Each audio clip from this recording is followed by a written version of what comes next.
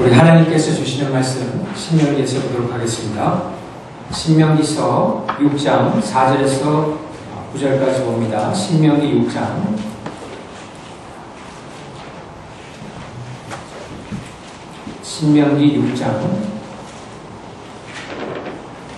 4절에서 9절까지 보겠습니다.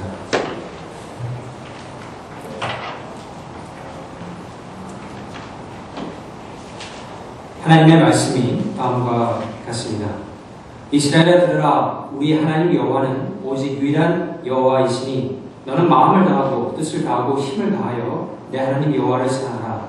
오늘 내가 네게 명하는 이 말씀을 너는 마음에 새기고 내 자녀에게 부지런히 가르치며 집에 앉았을 때든지 길을 갈 때든지 누워있을 때든지 일어날 때든지 이 말씀을 강론할 것이며 너는 또 그것을 내 손목에 매어 기호를 삼으며 내 미간에 붙여 표로 삼고 또 내 집 문설주와 바깥문에 기록할지니라.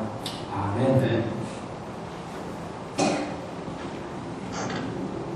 이 5월은 계절의 여왕이다를 정도로 대부분의 경우에 이 날씨가 참 좋습니다. 또한 5월은 계절의 여왕뿐만이 아니라 가정의 달이기도 하죠. 그래서 이번 5월에는 2주 정도 제가 오늘과 다음 주에 걸쳐서 이 가정에 관해서 조금 말씀을 증거하겠습니다. 오늘 말씀은 이 엑스트라 마일을 가게 하는 부모라는 그런 제목을 가지고 말씀을 증거하도록 하겠습니다.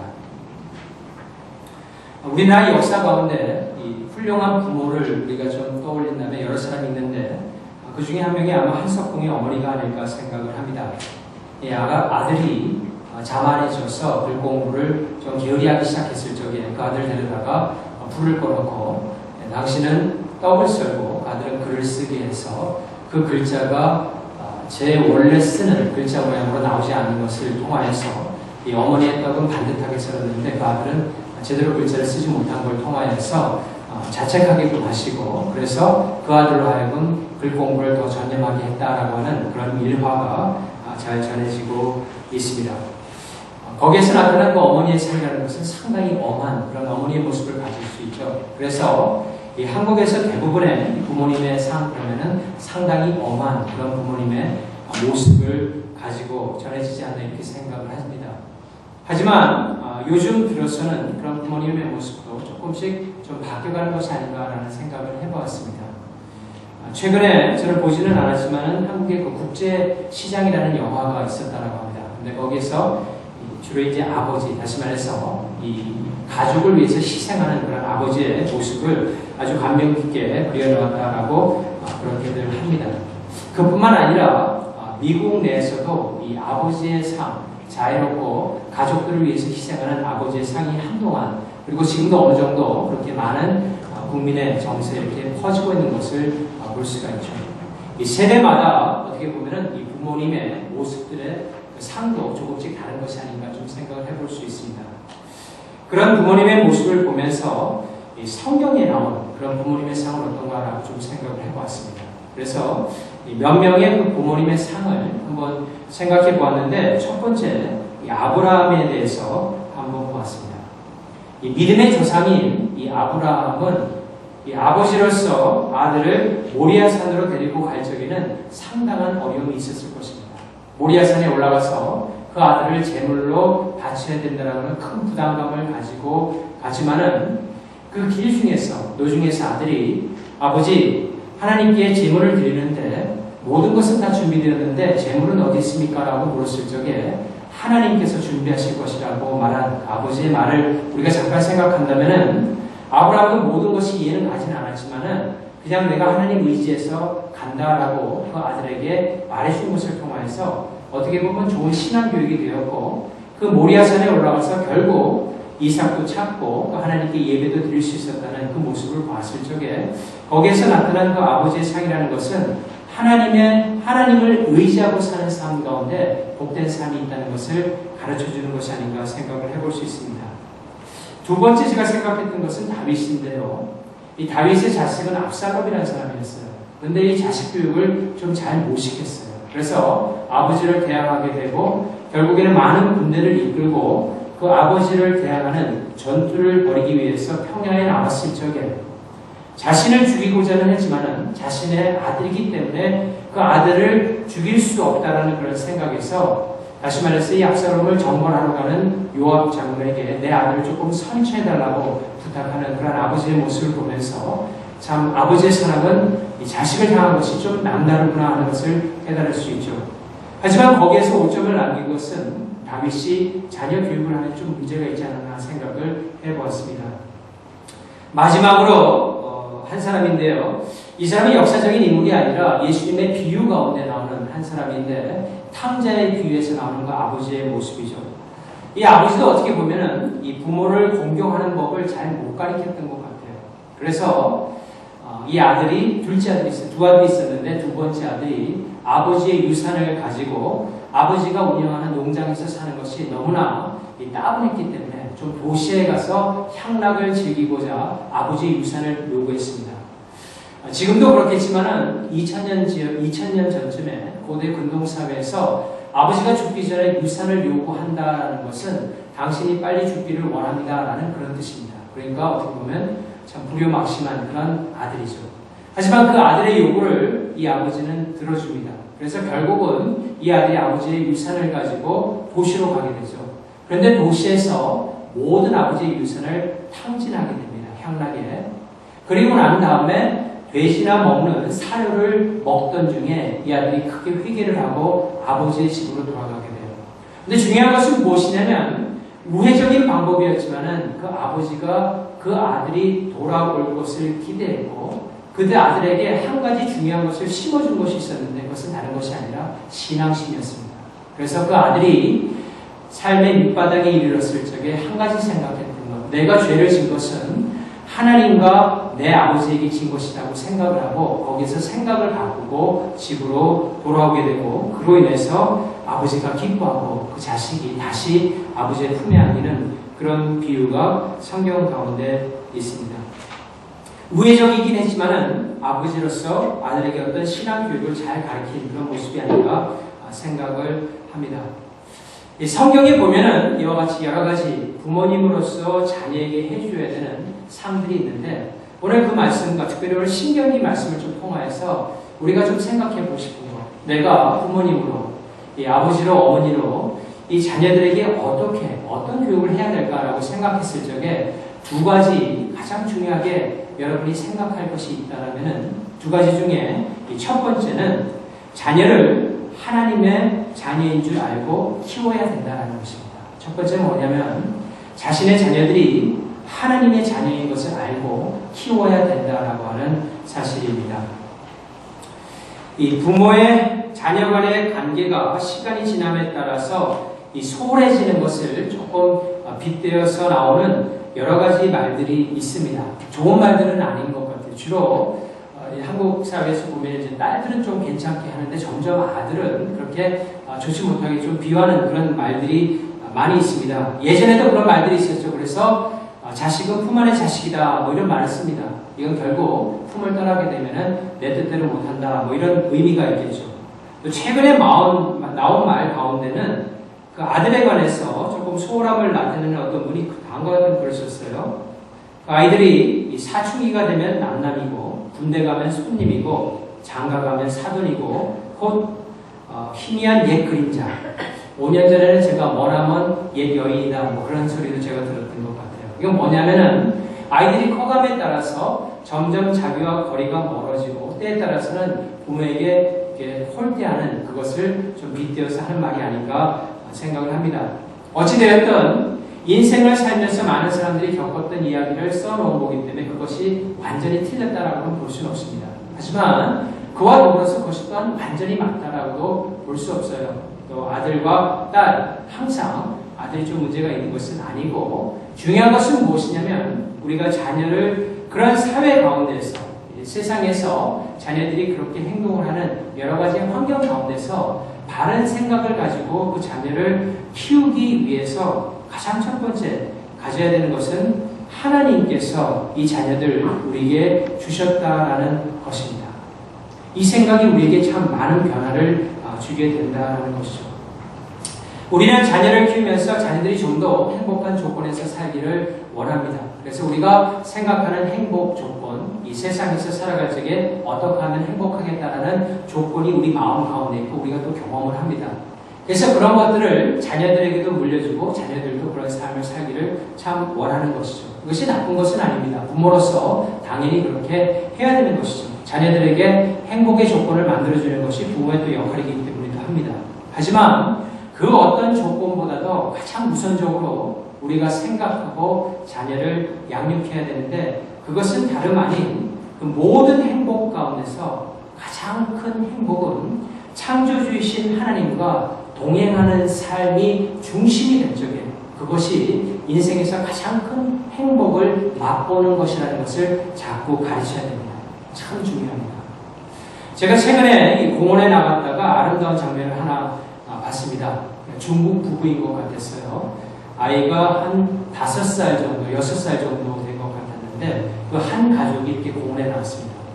이 아들이 보니까 그 아들에게 아주 좋은 일을 해주고 있는데 그것은 다름 아니라 자전거를 가르쳐주는 것이었어요.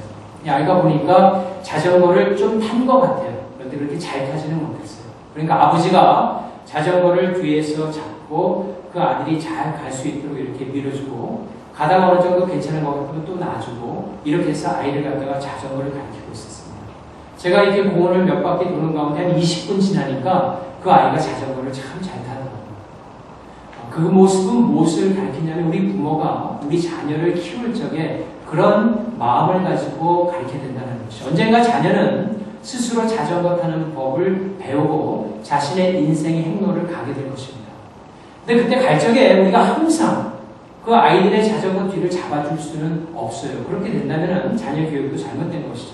언젠가는 스스로 결정하고 스스로 삶을 꾸려나가야 되는데 그 잡는 가운데 우리가 가까이 있을 적에 그 아이들에게 계속해서 가르쳐줄 때 것이 하나가 뭐냐면 네가 자전거를 타기는 타지만은 그 자전거와 함께 주님이 너와 동행한다라고 하는 그 사실을 가르쳐줄 적에 이 인생에 너 혼자의 삶이 아니라 하나님께서 너를 자전거를 잘 탈 수 있도록 인생의 항로를 이끌어갈 수 있도록 잡아주시는 보호자가 된다는 그 사실을 그 아이들에게 가르쳐주게 그리고 그 아이들이 그것을 깨닫고 주님과 동행하는 삶을 살기 시작할 적에 그것이 바로 자녀 교육을 잘 시키는 방법 중에 하나라는 것입니다. 오늘 본문에 보면 하나님께서도 우리 자녀들이 그런 복된 삶 살기를 참 원하십니다. 하나님께서 항상 하나님의 백성들이 고생하기를 원하지 않습니다. 그래서 오늘 본문 6장 2절에 보면 이렇게 되어 있어요. 신명기 6장 2절 말씀을 보면 이렇게 되어 있죠. 곧 너와 내 아들과 내 손자들이 평생에 내 하나님 여호와를 경외하며 내가 너에게 명한 그 모든 규례와 명령을 지키게 하기 위한 것이며 또 내 나를 장구하게 하기 위한 것이라 라고 되어 있습니다. 거기에 마지막 부분에 보면 장구하기라고 되어 있는데 이것은 글자 그대로 길다라는 뜻입니다. 길게 한다는 뜻이죠. 거기 좀 앞에 보면은 장구 바로 앞에 내 날을이라고 되어 있습니다. 이 내 날은 결국 내 수명, 너의 목숨을 가리키는 건데 내 수명을 길게 하겠다라는 그런 뜻이에요. 그런데 이것은 다만 내 수명을 길게 장수하겠다라는 그런 의미보다는 성경에서 내 나를 장구하게 하겠다라는 하나님의 말씀 가운데는 네 온 생애가 복된 인생을 살게 해주도록 내가 책임지겠다라는 그런 뜻이 있습니다. 다시 말해서 하나님께서는 당신의 백성들이 복된 삶 살기를 참으로 원하신다라는 것입니다. 이 복된 삶을 현대말로 우리가 좀 하자면은 인생을 인조이할 수 있게 해준다는 것이에요. Enjoy our lives. 우리의 삶을 인조이할 수 있게, 즐겁게 할 수 있다는 것이에요. 그런데 인생을 인조이하면서 살기 위해서 가장 우리가 터득해야 되는 중요한 것은 뭐냐면 하나님을 즐거워하는 법을 우리가 알아야 된다는 것입니다. 이 하나님을 생각할 적에 하나님을 즐거워한다는 것은 우리가 현상적으로 느낄 수 있는 것 중에 하나는 이렇게 하나님을 생각할 적에 가끔 가더라도 이렇게 마음에 좀 벅찬 감정이 우리로부터 좀 나오는 그런 것이 바로 하나님을 인조해하는 삶입니다. 또 하나님과 영원히 더불어서 그분과 영원히 산다라고 하는 생각을 할 적에 가끔가다 우리의 마음 가운데 큰 기쁨이 밀려오는, 그래서 삶의 때에 따라서 어려움이 있긴 하지만 그 어려움을 극복할 수 있는 능력을 거기에서 받는 것, 그것이 바로 하나님을 인조하고 하나님과 교제하는 삶이 된다는 것을 성경은 가리키고 있습니다. 우리도 그런 삶을 살 뿐만 아니라 우리의 자녀들이 바로 그런 삶을 살 수 있도록 조력하고 도와주어야 된다는 것입니다. 그때 우리가 가장 먼저 생각해야 될 것은 뭐냐면 자녀들이 우리의 소유가 아니라 하나님의 소유다. 하나님의 자녀들을 내가 잠깐 지금 키우고 있다. 그렇기 때문에 그들이 하나님을 아버지로 정말 깨닫고 신앙생활을 시작하기 전까지는 내가 책임지고 그 신앙이 자라날 수 있도록 해주어야 된다라고 하는 그런 생각을 가지고 자녀를 키운다면 그 자녀 양육이 결코 잘못되지 아니하고 바른 목적을 가지고 이루어질 수 있다는 것입니다. 자녀에게 가끔 너의 아버지, 너의 진정한 부모는 하나님이야. 너는 하나님의 것이야. 너는 하나님의 소유야. 라고 가르쳐 줄 적에 그것을 통하여 우리의 자녀는 무의식 중에 하나님을 깨닫게 되고 주님을 따르는 삶을 할 수 있게 된다는 것입니다. 마지막으로 한 가지 더 부모로서 자녀에게 해줄 수 있는 그런 역할 가운데 중요한 것이 있다면은 이 부모는 자녀에게 엑스트라 마일을 갈 수 있도록 해주어야 한다는 것입니다. 한 가지 더는 부모는 자녀에게 엑스트라 마일을 갈 수 있도록 해주어야 한다는 것이에요. 이 엑스트라 마일을 제가 조금 후에 좀 설명해 드리겠습니다. 신명기 6장 6절에서 9절 말씀 한번 보겠습니다. 신명기 6장 6절에서 9절 보면 이렇게 되어 있어요. 오늘 내가 내게 명하는 이 말씀을 너는 마음에 새기고 내 자녀에게 부지런히 가르치며 집에 앉았을 때든지 길을 갈 때든지 누워 있을 때든지 일어날 때든지 이 말씀을 강론할 것이며 너는 또 그것을 내 손목에 매어 기호를 삼으며 내 미간에 붙여 표로 삼고 또 내 집 문설주와 바깥문에 기록할지니라 라고 되어 있습니다. 제가 최근에 캘리포니아에서 신학교 다닐 적에 조직신앙을 가르쳤던 교수님께서 한 트위터에다가 이렇게 트윗을 해놓은 걸 갖다가 봤는데요. 그분이 그런 말을 그런 글을 올려놨더라고요. 짧게. 뭐라고 올려놨냐면은 이렇게 돼 있어요. 순례자의 필그리미지라고 이제 영어로 돼 있는데 순례자, 그러니까 기독교인의 사는 삶은 is struggle, 고분분투하는 삶이다라고 그렇게 적혀 있었습니다. 순례자의 길은 struggle이다라는 그런 뜻이죠. 다시 말해서 순례자의 길은 힘겹게 나아가는 고분분투하는 삶이다라고 적혀 있고 그 다음에 뭐라고 적어놨냐면 이렇게 적어놨어요. 사람들로 하여금 순례자의 길을 다르게 가르치지 못하도록 하라. 순례자의 길이 그런 것인데 그것을 다르게 가르치지 못하도록 하라라고 그렇게 써놓았습니다.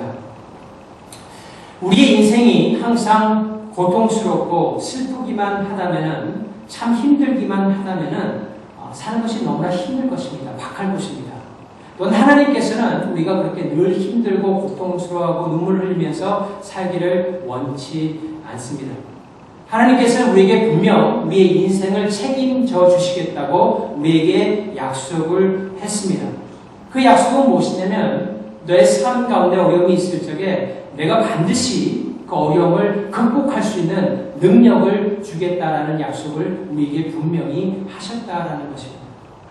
우리는 그 하나님의 말씀을 믿고 우리의 삶의 어려움을 극복해 나가는 것입니다. 그런데 그 삶이, 그 순례자의 삶이, 기독교인의 삶이 고분분투, 스트러글 하는 삶이라는 것이에요. 인생은 결코 이 디즈니랜드와 같은 그런 환상적인 세상 속에서 늘 기뻐하면서 살아가는 것이 인생이 아니라는 것을 하나님께서는 우리에게 분명히 가르쳐 주셨다는 것입니다. 그러니까 우리 자녀들에게도 때가 되면은 그것에 관한 것들을 어느 정도 가르쳐 주는 것이 참 좋다라는 것이죠. 아마 우리 자녀들 가운데는 그것을 이미 깨닫고 이 세상은 다 내 뜻대로 되는 것이 아니구나라는 것을 깨달은 그런 아이들도 있을 것입니다. 하지만 그런 세상의 어려움 때문에 때에 따라서 혼자 극복하기 힘든 일을 당했을 적에 그리고 그것으로 인해서 자신이 하고자 하는 일들을 갖다가 관두고자 할 적에 그때 부모가 나타나서 조금만 더 가자. 힘들더라도 조금 더 갈 수 있다라고 격려해주고 그 자녀를 이끌 수 있는 역할을 할 수 있는 사람들이 바로 부모라는 것입니다. 그것이 바로 부모가 자녀들로 하여금 엑스트라 마일을 갈 수 있도록 인도해주는 역할을 할 수 있다는 것이에요. 이 신명기서의 전체적인 배경은 하나님께서 모세를 통하여서 이스라엘 백성들을 광야로 이끌어냅니다. 40년이라는 세월을 지나게 하고 가나안 땅에 들어가는 목전에 있었어요. 신명기서 전체는 모압 평야라고 하는 큰 평야에서 200만이 넘는 사람을 두고 모세가 설교를 한 것입니다. 요단의 동편에서 그 설교를 하기 시작하였고 설교의 주된 내용은 이제 가나안 땅으로 너희들이 들어가는데 가나안 땅에 들어가기 전에 반드시 하나님의 백성으로서 알아야 될 여러 가지 지침사항들을 모세가 하나님의 말씀을 통해서 그들의 전한 내용들입니다. 40년 동안이라는 세월은 그렇게 쉬운 생활이 아니에요. 그것도 광야에서 계속해서 흙먼지가 날리고 덥고 그 다음에 몸도 잘 씻을 수 없는 40년의 고된 세월을 다 지난 다음에 목적지를 바로 이제 눈앞에 둔 그런 상황은 결코 만만한 순간이 아니랄 것입니다. 그렇게 지친 사람들에게 하나님께서는 그들에게 격려가 되는 그런 말씀도 하셨어요. 그것은 뭐냐면 그 땅에 들어가면은 너희가 물질적인 축복도 받고 좋은 안전하고 편안한 삶도 누릴 수 있다라고 하는 그런 희망을 그들에게 주었습니다. 그 말씀의 내용이 신명기 6장 10절에서 13절에 있어요. 한번 보겠습니다. 오늘 보면 6장 읽지는 않았지만 뒷부분으로 가면은 10절에서 13절까지 그와 같은 내용이 되어 있어요. 신명기 6장 10절에서 13절 이렇게 되어 있죠. 내 하나님 여호와께서 내 조상 아브라함과 이삭과 야곱을 향하여 내게 주리라 맹세하신 땅으로 너를 들어가게 하시고 내가 건축하지 아니한 크고 아름다운 성읍을 얻게 하시며 내가 세우지 아니한 아름다운 물건이 가득한 집을 얻게 하시며 내가 파지 아니한 우물을 차지하게 하시며 내가 심지 아니한 포도원과 감람나무를 차지하게 하사 내게 배불리 먹게 하실 때 너는 조심하여 너를 애굽 땅 종 되었던 집에서 인도하여 내신 여호와를 잊지 말고라고 되어 있습니다. 격려의 말씀이죠. 여기에 나와 있는 그 아이템들은 다시 말해서 집이라든지 아름다운 성읍이라든지 우물이라든지 물건이라든지 또한 감람나무라든지 포도원 이런 것들은 그 당시의 사람이면 누구나 다 가지고 싶었던 그런 것들이에요. 아주 기름진 것들이고 좋은 것들입니다. 하나님께서 그걸 주겠다라고 약속해요. 근데 중요한 것은 보시면 그런 격려의 말씀과 함께 오히려 더 길게 그 다음에 나오는 것들이 있는데 그것은 경고의 말씀입니다. 왜냐하면 하나님께서는 아신 것이죠. 눈에 보이는 좋은 것들도 있기는 하지만은 눈에 보이지는 않지만은 그 백성들이 들어가서 타락할 수 있는 많은 위험적인 요소가 가나안 땅 안에는 가득 차 있기 때문에 너희가 조금이라도 나를 잊고 그 나라 사람들의 풍속을 따라가기 시작하면은 그 최후가 얼마나 안타까울 것을 하나님께서는 아셨기 때문에 이런 것들 주는 거에 너무 포커스하지 말고 오히려 그것을 얻었을 적에 나를 잊지 말고 나의 말씀을 네 마음 가운데 새기고 살라라는 것을 하나님께서 그들에게 허락을 하셨다라는 것입니다. 우리가 자녀를 양육할 적에 이 세상의 여러 가지 많은 위험적인 요소들을 너무나 많이 주입시켜서 그 자녀들이 세상을 볼 적에 너무나 소극적으로 살아가게 해서는 아니 되죠. 세상을 싸워서 이겨야 되는 것입니다. 자녀들이 실력을 갖추고 그 실력대로 나아가서 이 세상에서도 자신의 사회적인 기반을 가지고 싸우는 것이 하나님의 은혜예요. 은혜로서 분명히 할 수 있어요. 하지만 그와 동시에 가르쳐야 되는 것은 그런 것을 다 이뤘다 할지라도 네가 항상 주의해야 될 것은 하나님과의 동행을 잊지 아니하고 하나님의 말씀에서 멀어지지 아니할 적에 하나님께서 이미 주신 모든 것을 즐길 수 있고 그것을 잘 활용할 수 있다라고 하는 하나님의 근본적인 가르침을 우리 자녀들에게 가르칠 적에 그것이 바로 우리 자녀들로 하여금 더욱더 융성하고 이 땅에서 참다운 복된 삶을 살아갈 수 있는 지침이 된다라는 것입니다. 하나님께서는 그런 도움이 다름 아닌 하나님의 말씀을 마음의 새김으로 얻을 수 있다라고 가르쳐주는 것입니다. 이 세상에 그 어떤 것도 그와 같은 사람의 중심을 잡을 수 있는 것은 없다라는 것이에요. 어떤 학식도 어떤 것들도 우리가 사회생활을 하는데 도움을 줄 수는 있지만은 하나님을 중심으로 해서 죄로부터 멀어지는 삶을 할 수 있게 하는 유일한 책은 하나님의 말씀, 성경이라는 것을 하나님께서 분명히 말씀해 주시는 것입니다. 그렇기 때문에 그와 같은 말씀을 모든 삶의 기본으로 삼고 살아가게 되면 그 자녀들이 바르게 된다는 것이죠. 그래서 오늘 본문 8절을 보면은 이런 말씀을 해요. 신명기서 6장 8절에 이렇게 되어 있죠. 너는 또 그것을 내 손목에 매어 기호로 삼으며 내 미간에 붙여 표로 삼고라고 되어 있습니다. 이것은 유대인들이 잘못 해석해서 아주 전통적인 유대인들은 지금도 보면은 손목에 검은 테이프를 묶고 다니는 사람이 있습니다. 그리고 미간에 조그마한 이 박스를 하나 이렇게 하고 이렇게 묶고 다니는 사람들이 있어요. 그 안에 보면은 신명기 6장 1절에서 14절까지의 말씀이 들어가 있습니다. 이것을 문자적으로 해석했는데 그것은 문자적으로 해석하는 것이 아니라 이것은 무엇이냐면 손이, 다시 말해서 사람이 어떤 일을 할 적에 항상 움직이는 것은 손입니다. 손하고 발이죠. 손에 묶으라는 것은 무엇이냐면 어떤 아이가 삶을 움직일 적에 하나님의 말씀에 근거해서 움직이라고 손에 묶는 것이고, 한 가지 더 미간에 붙이라는 것은 생각의 기본을 하나님의 말씀 가운데 두고 시작하라고, 너의 지성을 하나님의 말씀 가운데 뿌리두고 살아가라고 하는 것이 바로 미간에 하나님의 말씀을 붙이라는 것입니다. 그렇게 했을 적에 자녀들 가운데 놀라운 일들이 일어나게 된다는 것이에요. 제가 그 큰아이가 어렸을 적에 아주 어렸을 적에 주일학교에서 이제 배운 것 중에 하나가 세상을 하나님께서 만드셨다라는 걸 우리가 다 알죠. 우리 자녀들이 잘 알죠. 창조를 하나님께서 하셨다 이렇게 가르쳤어요. 그러니까 그러고 나서 한 몇 주 있다가 저한테 질문을 했는데 그 질문이 뭐냐면 이런 것이었어요. 아빠, 왜 하나님께서 하늘을 푸른색으로 만들었어요? 라고 묻는 거예요.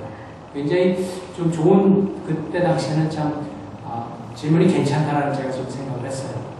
근데 제가 그 답을 잘 생각이 안 나더라고요. 하나님께서 왜, 물론 과학적으로는 이런 빛의 반사에 의해서 그렇게 되는 거라고 설명을 할 수는 있겠지만 왜 하나님께서 푸른색으로 만들었을까? 그래서 그냥 제가 답을 그냥 하나님이 보시기에 그게 제일 좋으니까 그 색을 했다라고 그냥 넘어가긴 했지만은 거기서 제가 하나 깨달았던 것이 있어요. 그것은 뭐냐면은 아이들에게 하나님께서 세상을 만들었다라고 하니까 그것이 믿음의 기본이 되고 거기에서부터 생각을 발전시켜서 이성을 발전시켜서 그렇다면 하나님께서 왜 하늘을 파란색으로 만들었을까라는 그런 질문을 할 수 있다는 것입니다. 만약 그 아이가 이 세상이 아메바나 그거의 증식이나 아니면은 여러 가지 우연을 거쳐서 원숭이에서 사람이 나왔다라는 잘못된 그런 가르침을 가지고 있다라면은 그런 파란색이 하나님과는 전혀 연관이 안 됐을 것이에요.